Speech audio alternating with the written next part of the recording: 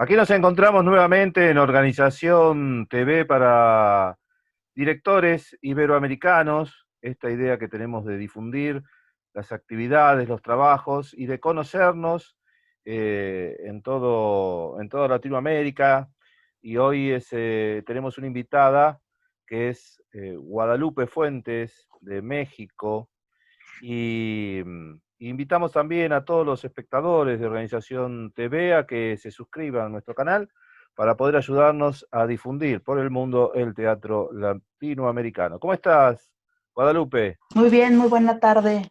Buenas noches, me parece que allá en Tarde-noche. Argentina, tarde noches. 6:20 de la tarde en Ciudad de México. Un placer estar con ustedes, con Fabián, con todos los amigos y organización que va cabalgando y va jalando y ahí va. Me da mucho gusto. Gracias. Guadalupe, ¿cómo fue? ¿Vos naciste ahí nosotros decimos en la capital de México o en otra La ciudad? capital. No, ¿Naciste yo ahí? nazco, bueno, también llamamos la capital. Es un término que aquí casi ya lo vamos perdiendo. Era un término más hacia la década de los 80, por ahí, cuando yo era niña, era la capital. Sí, yo nazco aquí en Ciudad de México, como ahora la conocemos. Ya somos un estado más en la República Mexicana desde hace unos años. Ya somos la Ciudad de México. Pasamos por este nombre de Distrito Federal muchísimos años. De hecho, así creo que nos ubican muchísimo más en algunos países de América Latina y en general. El DF Eh, decimos y yo nosotros. nazco aquí, DF, sí, sí, el DF. Y todavía muchos seguimos diciendo acá en el DF, ¿no? Claro. Pero, pero bueno, ya somos Ciudad de México. Yo aquí nazco en el año 73, en una de las alcaldías, como también ahora ya se le llama, que es la alcaldía de Iztapalapa. Ahí es donde yo nazco. Acá también nosotros, antes era capital federal y ahora pasó a ser ciudad autónoma de Buenos Aires. O sea que se ha dado en diferentes países también por el mismo, más o menos el mismo tiempo. Se fueron creando estados nuevos con Sí, sus propios sí, gobernadores o gobiernos, ¿no? ¿Cómo fue creo que sí. que te acercaste al hecho teatral? ¿A qué edad vos sentiste que el teatro era parte de tu vida? Fíjate que yo no vengo de una familia muy cercana al teatro. De hecho, es una familia. Mi padre es más cercano a las artes visuales. A él la pintura le apasiona mucho, muchísimo. De hecho, estudió en la Academia de San Carlos un tiempo cuando era muy joven. La Academia de San Carlos acá es una de las instituciones de la UNAM, ya desde hace muchos años, que se dedican pues a producir estos plásticos, vamos.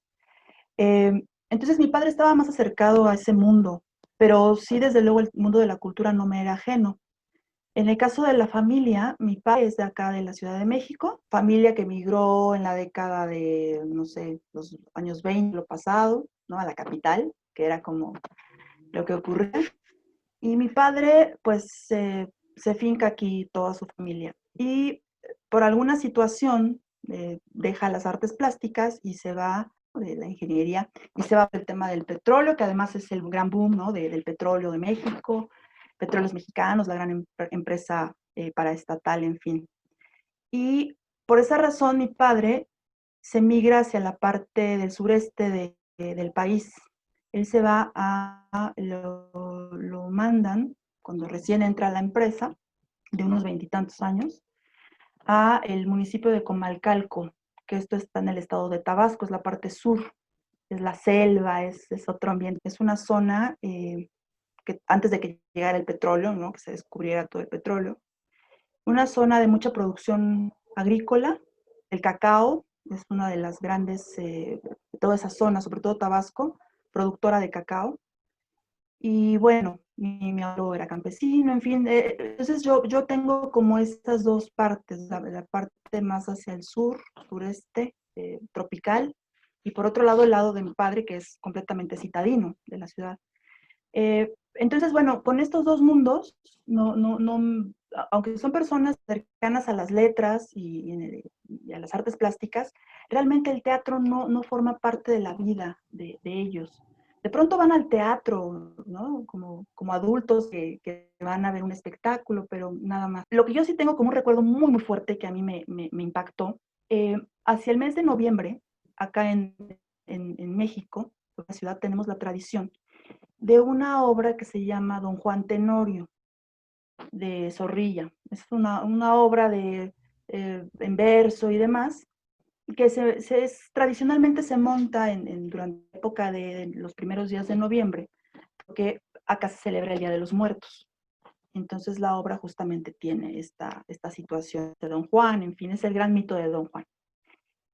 Y tradicionalmente en el claustro de Sor Juana, que es una construcción de la época de Sor Juana, donde estuvo Sor Juana reclusa y demás, es una universidad actualmente, pero en la parte del claustro la utilizan para espectáculos escénicos. Así que yo tendría alrededor de unos 10 años cuando mis papás nos llevan a ver Don Juan Tenorio al claustro de Sor Juana. Teatro en verso, clásico. Yo recuerdo que en cuanto salieron estas figuras, ¿no? Y empezaron a hablar de otra manera, que yo no entendía a los 10 años, verso clásico, ataviados de tal manera, vestidos de otra forma completamente extraña, la oscuridad del claustro, ¿no? Que también el mismo sitio ya te mete como en un ambiente, las luces, la música en vivo, una música extraña que yo jamás había escuchado, música novohispana por ahí seguramente, a mí me impactó. Supe qué pasó, pero yo dije, esto es maravilloso. Y lo que vi es algo único. Entonces, a partir de ahí, me interesó por lo literario, más que por el espectáculo teatral, porque yo había visto eso, que era como una ensoñación. Empiezo a interesarme por la literatura dramática. Bueno, ¿esto qué es? Y bueno, en la escuela, ¿no? Empieza a aparecer Sor Juana por ahí, empieza a aparecer los clásicos, y finalmente, pues eso es lo que estudio, literatura dramática y teatro, que en un principio estaba yo dudando si era letras hispánicas o era teatro, pero ya cuando me toca subirme a un escenario en la secundaria es cuando ya aquello se vuelve imposible de dudar, ¿no? Y entonces empiezo a participar en los grupos de teatro de la preparatoria.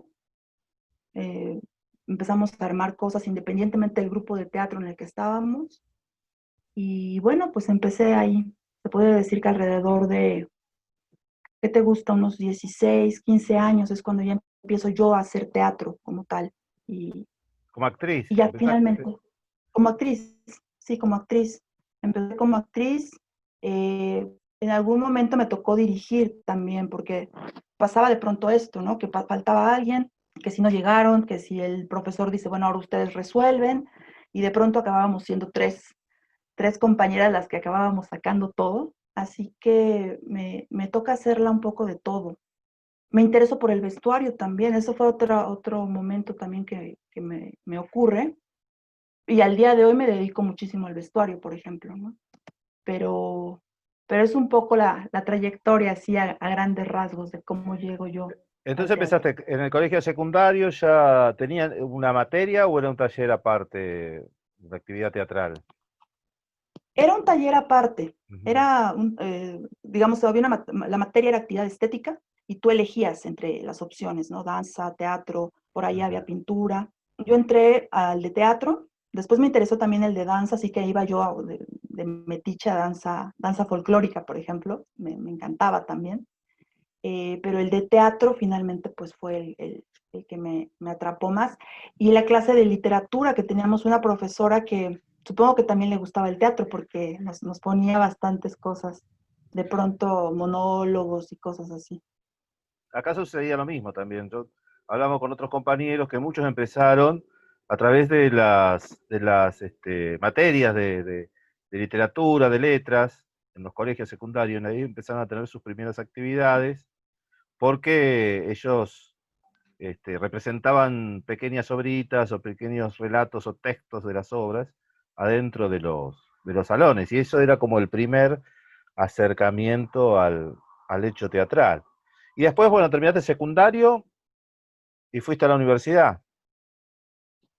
Sí, me toca estar en el secundario, en un sistema que acá le llaman iniciación universitaria. Es una, está la secundaria con la preparatoria en un mismo lugar, que es la preparatoria número 2, ya pertenece a la UNAM. Entonces me toca ser parte de la UNAM, de la Universidad Nacional Autónoma de México, prácticamente desde los 12 años. Claro, ¿y el colegio Así cómo, que cuál es el nombre que tenía? el colegio era la preparatoria número 2, es del sistema de repartidas, ¿no? En diferentes lugares de la ciudad. Que ellos Y entran directamente luego a la yo universidad, a aplico la ahí. UNAM. Sí, esa es una de las grandes ventajas que tiene estar ahí, porque se conoce como el pase automático. ¿Y No necesitas hacer examen. eso está en diferentes regiones o solo en lo que es lo que es capital?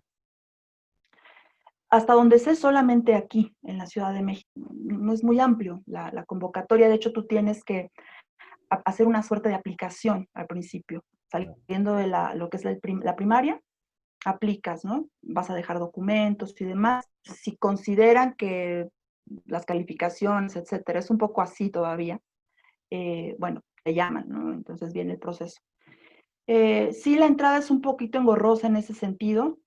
Supongo que seguirá igual, no, lo desconozco, eso fue hace algunos años, pero una vez que entras, pues es maravilloso porque haces entras al sistema universitario, que también fue un cambio importante para mí, porque yo venía a los 12 años de una escuela tradicional donde te van a dejar los papás, sales a cierta hora, un salón, un profesor, y de pronto entras a un sistema universitario en donde cambia todo, materias diferentes, salones diferentes, uno tiene que hacerse la organización pues de su día. Sí, fue un cambio bastante radical, creo que bastante bueno, aunque sí, ese primer año siempre cuesta, porque de pronto lo ves como, bueno, y ahora, ¿quién me va a llevar a mi salón? ¿No? Un poco como uno viene con esa lógica.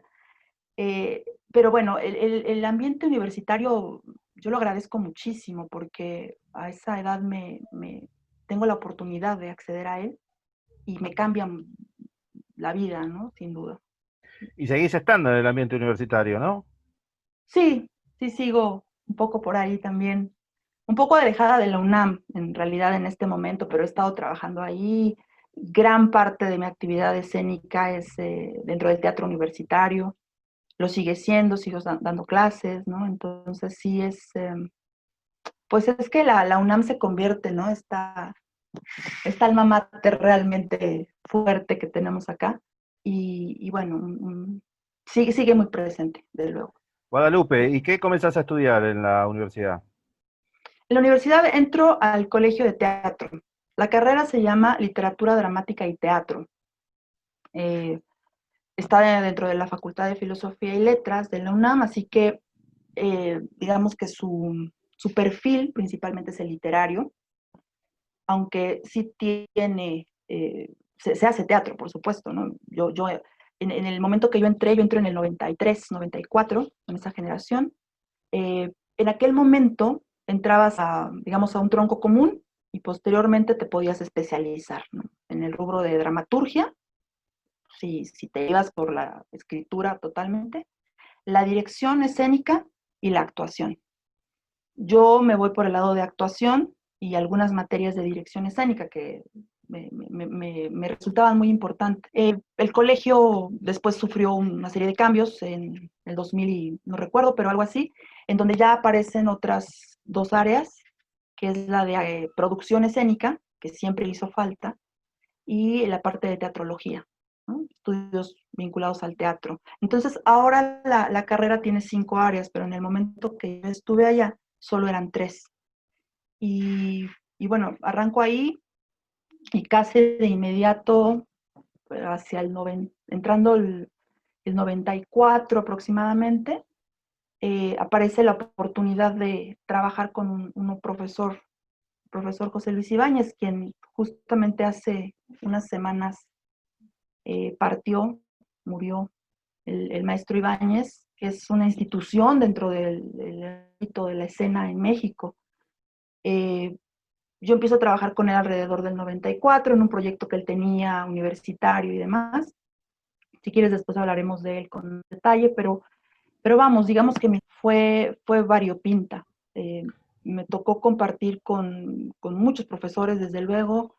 Empecé a hacer los viajes con Ronaldo Monreal, que es un compañero que por ahí se ha mencionado en otras reuniones. Eh, entonces empezamos a generar como con Ronaldo, la herencia de Wagner. De ahí no ha parado esto, ¿no? Era un grupo de investigación, No podría decir que... es un grupo de investigación. Sí, el grupo de la herencia de Wagner, mira, nosotros un poco lo armamos sin saberlo, porque ocurrió en el 98, ya estábamos por terminar, bueno, en mi caso, la carrera, y existe el Festival de Teatro Universitario, que convoca muchas categorías, ¿no? Desde categorías de preparatoria, de universidad, etc. Y en aquel momento, por una situación que al día de hoy no recuerdo, yo desconozco, empezó Ronaldo a trabajar el texto de Ñacatita, es un texto peruano, costumbrista. Era un texto que trabajábamos en la clase de teatro iberoamericano, o sea, sí lo conocíamos, digamos, pero no era como muy común montar algo de un autor costumbrista peruano, ¿no? Entonces, recuerdo que me dice Ronaldo, oye, voy a montar Ñacatita para el universitario porque pues a los chicos les gustó, etcétera. Él estaba ya dando clase como profesor adjunto. Y le digo, ok, le digo, pero ¿cómo piensas armarla? Si te la vas a aventar toda en verso, ¿cómo va? Dice, Leo Herrera, que es otro profesor en aquel momento y ahora compañero muy, muy querido, Leo Herrera me va a ayudar con una suerte de adaptación y me gustaría que tú me ayudaras con la parte visual, toda la parte de la escenografía, de todo, ¿no? Dije, ok, entonces empezamos a trabajar ese texto. Y resultó que ese año se gana el festival universitario con ese montaje. Y el momento que Ronaldo va a registrar la obra para todo el asunto, le preguntan obviamente qué grupo la presenta. No sabía, entonces recuerdo que fue un poco ahí pues en ese momento Wagner, que es Fernando Wagner, uno de los grandes maestros de teatro y hacedores de teatro acá, que funda el teatro universitario como tal. Él estaba siendo adjunto de la maestra Aime Wagner, su maestro Wagner, dijo, pues la herencia de Wagner, porque pues estamos en la UNAM, que de alguna manera es parte de la herencia. Entonces se queda el nombre de la herencia de Wagner como un poco casualmente, y vamos, que después se gana el universitario. Después de eso, viene otra cosa que también nos marcó mucho porque estaban en un ensayo, iban a tener un ensayo para seguir trabajando el texto, qué sé yo. Todavía no estábamos formando el grupo, ¿no? En este momento simplemente era un proyecto de montar Ñacatita. Después él me lo comenta que llega al salón de ensayo una profesora que toca la puerta, tocó la puerta para ir a la Universidad Católica. Eh, fue el arranque de las giras que empezamos a hacer, ¿no? Ya para ese momento ya el grupo de la herencia de Wagner ya se podía llamar un grupo, ¿no? Más o menos con un grupo estable que el que arrancó fue el de ese montaje. Éramos varios en aquel momento, al final quedamos 4, ¿no? Y bueno, Ronaldo fallece hace un par de años, prácticamente ya un par. Pero bueno, ahora han ocurrido muchísimas cosas. El grupo desde el 98, que es, digamos, cuando se funda de una manera casual, se dan muchos montajes. Yo arranco con un proyecto a la par dentro, digamos, de la herencia de Wagner, que es este de San Ginés Cultura, para tomar textos clásicos o de la tradición clásica o hispana, Sigoro y demás, y hacerlos en montajes un poquito más de corte contemporáneo. Entonces, también por ahí metimos esa otra parte. En fin, mucho camino recorrido ahí con Decime, el Guadalupe, cómplice. siempre estando dentro del marco de lo universitario. Y cuando salís al territorio independiente, eh, al trabajo de desarrollar el teatro sin tener el marco de la universidad, este, ¿cómo, cómo lo pudiste experimentarlo o siempre estuviste dentro del marco de lo universitario? Esta idea que teníamos de viajar con las obras, que fue la manera como conocimos a Chazarret, La Tirana, a otros grupos, parte justamente de esta necesidad. Habíamos como concluido nuestra etapa universitaria, emanada de ahí, con un pie, pues todavía, porque siguió siendo profesor, pero en el grupo de la herencia la idea que había era justamente de que aquellos que se quisieran interesar una vez egresados de la carrera en salir a calle, pues este era un grupo que ofrecía esa posibilidad. Así que en sus primeros años, y me atrevería a decir en sus primeros 10 años, fue mucho lo que ocurrió. Compañeros que, no todos desde luego, que dejaban el aula y de pronto iban allá al grupo. Empezamos con una suerte de investigación que en aquel momento no lo veíamos como tal, ¿no? Realmente era todo un tanto cuanto desarticulado porque nunca llegamos a tener un foro, por ejemplo, que fue una de las cosas que en algún momento apareció como una necesidad. Un foro acá implicaba un tema económico importante en el cual no nos aventamos a llegar allá. Así que nos movíamos en foros independientes de la ciudad, presentándonos en casas de cultura, ¿no? Teatro escolar también, hicimos mucho teatro escolar, nos movimos como por ahí, por esa parte. Y la casa de Ronaldo se volvió como el centro de operaciones, en donde teníamos la producción, pero siempre vimos la necesidad de un foro. Creo que eso le habría dado otro carácter al emprendimiento de la herencia, pero se volvió imposible porque económicamente y la ciudad pasó por muchos momentos. Veíamos la problemática que tenían los foros independientes, un foro con el que tuvimos y seguimos teniendo muy buenas relaciones, el Foro Contigo América, un foro pues prácticamente histórico de lo que es el teatro independiente acá en la ciudad, por lo menos. Siempre empujar, ¿no? Se vuelve complejo, así que no nos atrevimos a eso, pero sí, el grupo, pues, por lo menos hasta que Ronaldo estuvo activo, antes de su fallecimiento, participando en el festival universitario, participamos en el Festival de Teatro Clásico de Guanajuato, ¿no? O sea, seguíamos como en esta línea de buscar salida, buscar girar, era por ahí más que nada, Cuando estaban en la universidad, que nos ¿cómo, interesaba movernos. Guadalupe, cuando estaban en la universidad, cómo el financiamiento era de la propia universidad o el financiamiento venía desde otro lugar? No, el financiamiento siempre fue por parte del grupo, incluso de entrar esta universidad.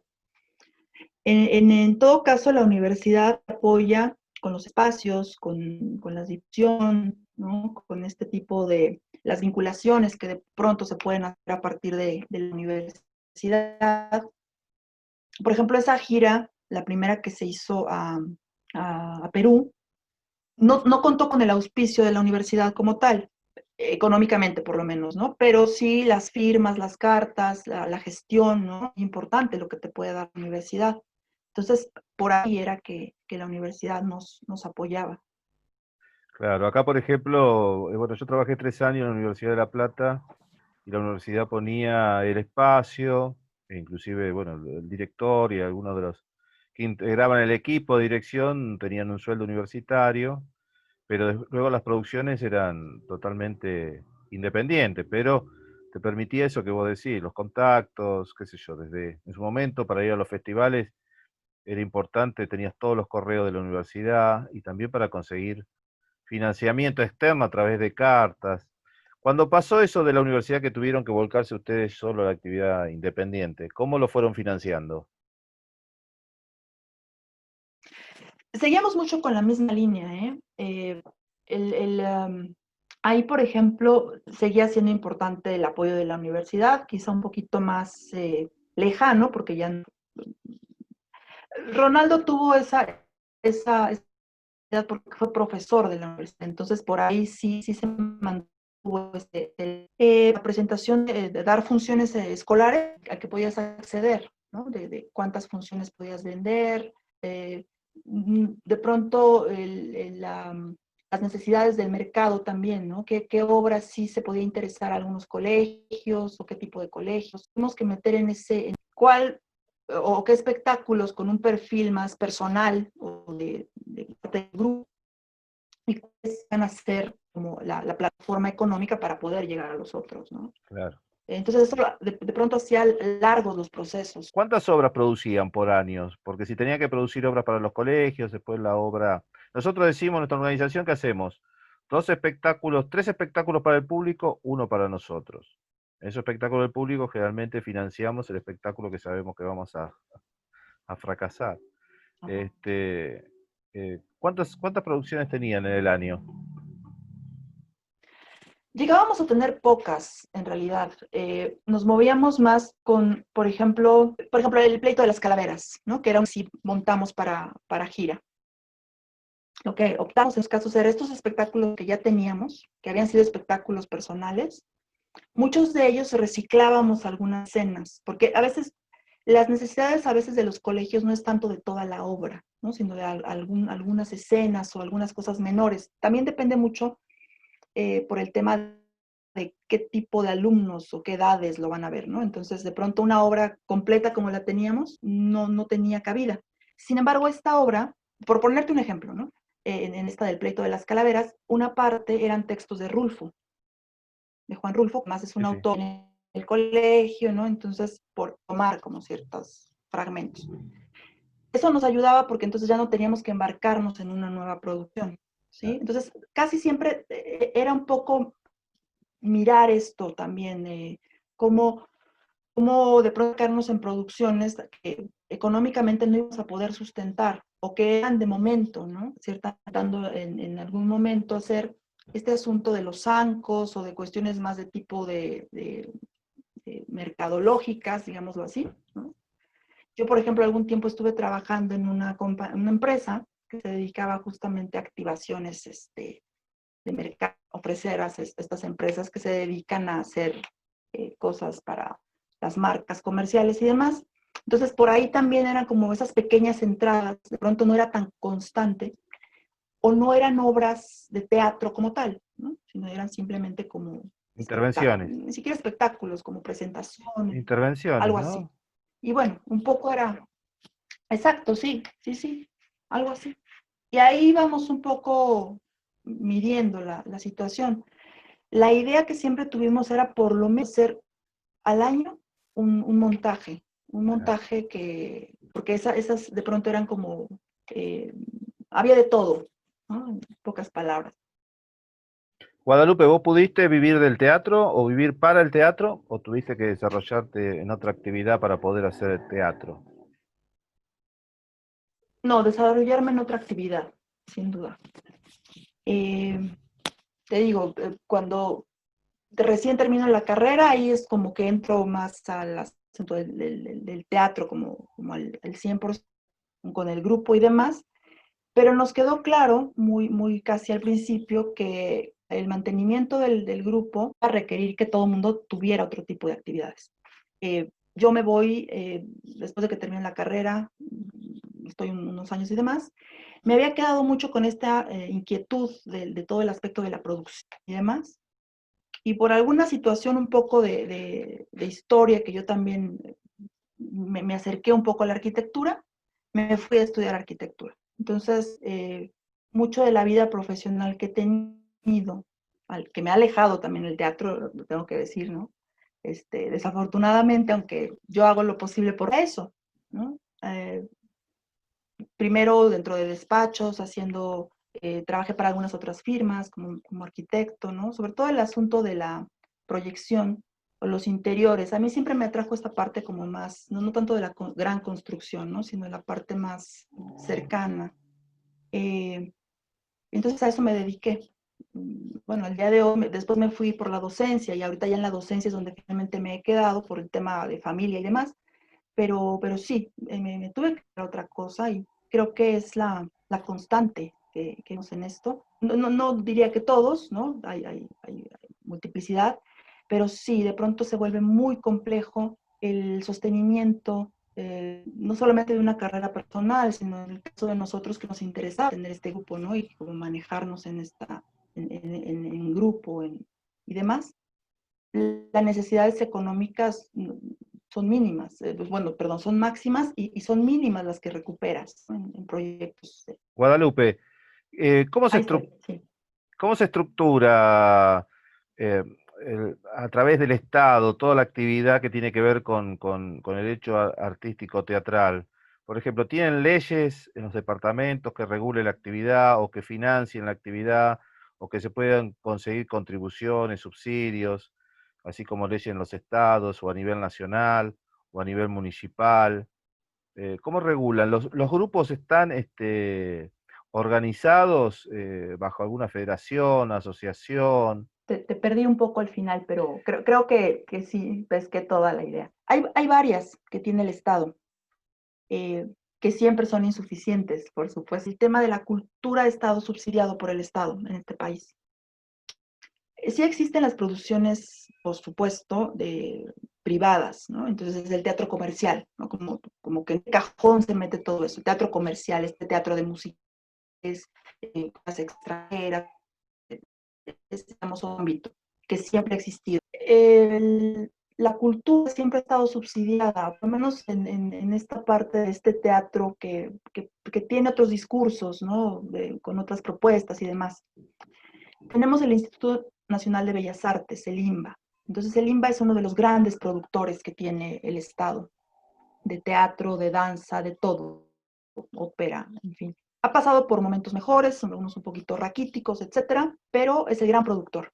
Y la universidad, o las universidades, particularmente la UNAM, es uno de los grandes productores en materia de arte. Por ahí está la Universidad Metropolitana también, que es la Universidad del Estado, que también hace su parte. Bueno, para el consulta aparece una figura que es el del FONCA, que son los fondos concursables, concursa en diferentes, por ejemplo, el caso de teatro, concursar en categorías, bueno, hay diferentes formatos, por ejemplo, está aquella que se dedica a becar a grupos estables, ¿no? Un grupo que a lo mejor tiene ya una cantidad de años que sustentan su trabajo y demás, bueno, puede entrar en esa convocatoria. Hay otra convocatoria que es para grupos, pero que además tienen un foro, entonces es otro tipo de convocatoria. Existe la figura de la beca para el creador, a lo mejor es un creador bien de teatro, teatro cabaret, porque también hay categorías. Entonces son diferentes becas, hay muchas becas. Desde hace muchos años han sido muy cuestionadas por los mecanismos en los que operan estas becas, ¿no? Cómo se entregan, si hay el compadrazgo, ¿no? Todo esto que siempre se dice, se rumora y se comenta. Y bueno, aparece otra figura hace también unos años, que es el Efiteatro. Hay Eficine, Efiteatro, que son estos fondos. Eh, el mecanismo es también a partir con la cultura, pero digamos que las grandes empresas que tienen contribuciones al SAT, ¿no? Al Estado, eh, grupos o proyectos concursan para decir, a ver, esta empresa en lugar Como un de esa mecenazgo. contribución al Estado se la va a dar a tal proyecto, como una suerte de mecenazgo deducible de impuestos. Bueno, no deducible de impuestos, es decir, ese impuesto se va a colocar en otro lado, ¿no? Se va a colocar en un proyecto teatral, en un proyecto escénico, y no se va a las arcas del Estado. Es una figura también que apareció, ¿no? Ahí estamos hablando de cantidades mayores. Y bueno, también, por ejemplo, existen algunos pequeños apoyos a nivel de ciudades. Hay un concurso, los fondos de PACMIC, por ejemplo, son para festivales, incluso hay algunos, ¿no? Son concursos que siguen estando.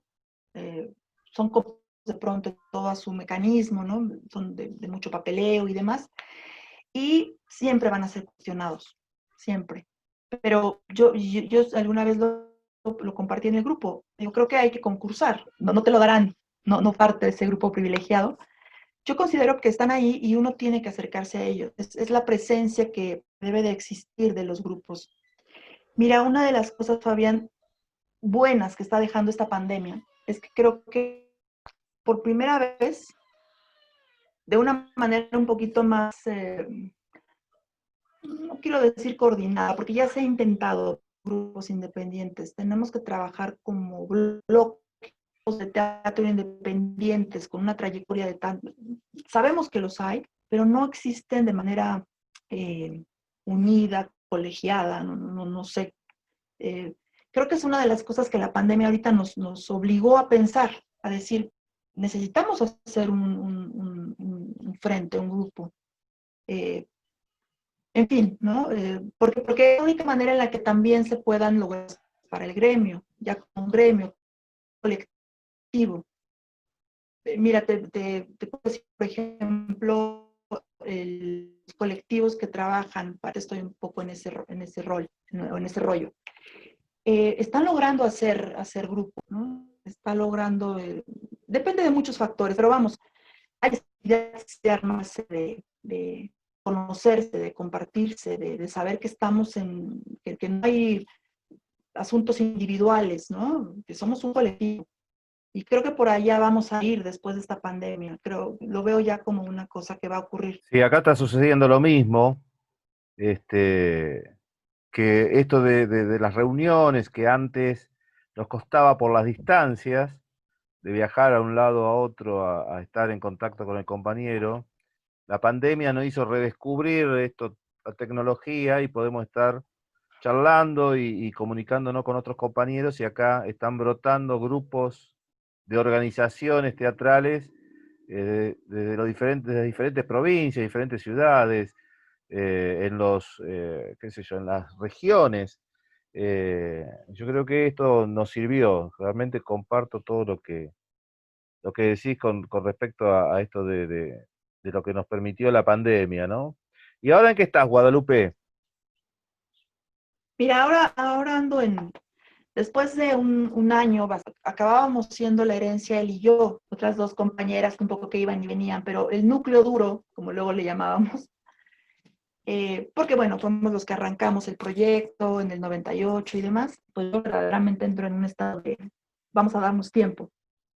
Pasa este primer año y entonces yo ya venía un poco desde antes involucrándome del drama y todo esto de manera más independiente, no dentro del grupo de la herencia de Wagner, por un seminario que yo tomé, en fin, una serie, otra historia, ¿no? Alterna de mi actividad escénica y sobre todo de investigación. Como esa situación, empiezo otra vez en esta búsqueda.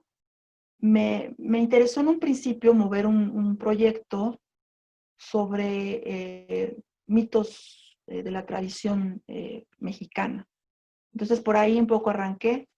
Estaba yo en ese asunto cuando un amigo que también se dedica al teatro, y lo conocí en la UACM haciendo teatro, me invita a un taller que iban a dar sobre medicina tradicional, cosa que yo nunca había hecho, pero me parecía interesante. Entonces por ahí dije, ok, vino el sismo del 17 del 2017, que de pronto también en la Ciudad de México nos puso en una situación bastante caótica. Entonces, una vez que pasa el sismo, era como vamos a hacer cosas, ¿no? Vamos a hacer cosas. Por lo menos a mí eso fue lo que me pasó. Me fui a este taller y fue una ventana, una puerta que abrió, porque por ese taller empiezo a conocer personas de la tradición, me empiezo a involucrar un poco más en el conocimiento de plantas y demás, no para hacerme yo médico tradicional, porque eso me queda claro que arrancas incluso desde que eres niño, pero sí este conocimiento de ese México profundo, o de esta parte, a mí me decía, quiero meterme en lo mítico, en el ritual y demás. Me había quedado yo con esta historia de los huicholes en aquel seminario en el que estuve, en fin. se empiezan a dar los viajes. Y entonces yo me empiezo a juntar con estas personas y dije, voy a rolar con ellos. Entonces, a mis hijos, yo ya me casé, en fin, tuve mis hijos, a la aventura un poco. Hubo la que me permitía moverme más, ya no estaba en trabajo de oficina de 9 a 6 de la tarde. Eh, entonces empecé a retomar esto que era como una intuición en algún momento, por estas historias, por estos mitos, por este asunto de lo ritual, y recuperando por ahí experiencias que yo había tenido desde la UNAM, desde la carrera, ¿no? Y entonces, bueno, eso me lleva, al día de hoy estoy trabajando un texto sobre las parteras. Digo un texto porque le estoy armándolo, en realidad. Muchas de estas mujeres que se dedican a la medicina, pues son parteras en sus comunidades. Acá me acerco a un grupo, que es un grupo vigente. Recién el año pasado, con todo el tema de la legislación para la Ciudad de México en relación con la medicina tradicional, pues empezó a activar este colectivo. Y yo estoy pues ahí como observadora, porque sigo aprendiendo como médico tradicional. Pero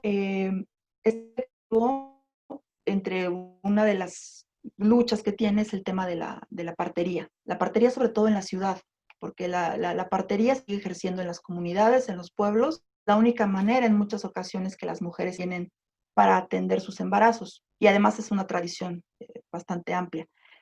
Pero en la ciudad es muy complejo, hay un tema legal, de pronto no se les permite ejercer en fin, ¿no? Hay una serie de cuestiones entre legales, políticas y demás. Entonces, bueno, este colectivo se ha estado armando y aparte forma a parteras.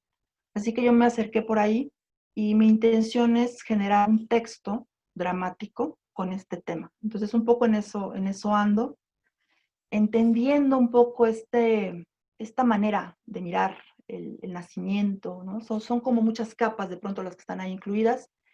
Me he metido, por ejemplo, en algo que me parece fascinante, el Tonalpohualli, así se le conoce acá, por lo menos en esta parte de Mesoamérica, de la Ciudad de México. Tiene que ver con voy a llamarle el horóscopo azteca, pero estoy diciendo una cosa que no es cierta, pero un poco para entenderlo, ¿no? Es decir, esas energías solamente del alumbramiento, sino del momento en el que fuiste concebido. Son como muchas cosas.